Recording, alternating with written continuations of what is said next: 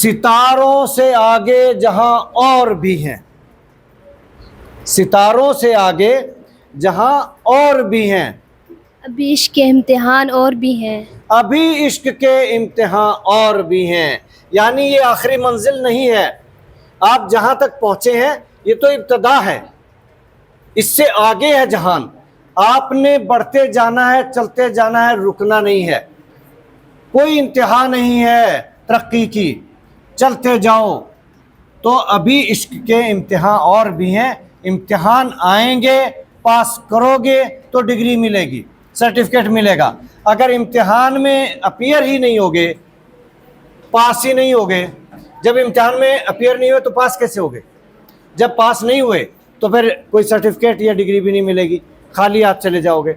इसलिए रुकना नहीं है, बढ़ते चले जाना है।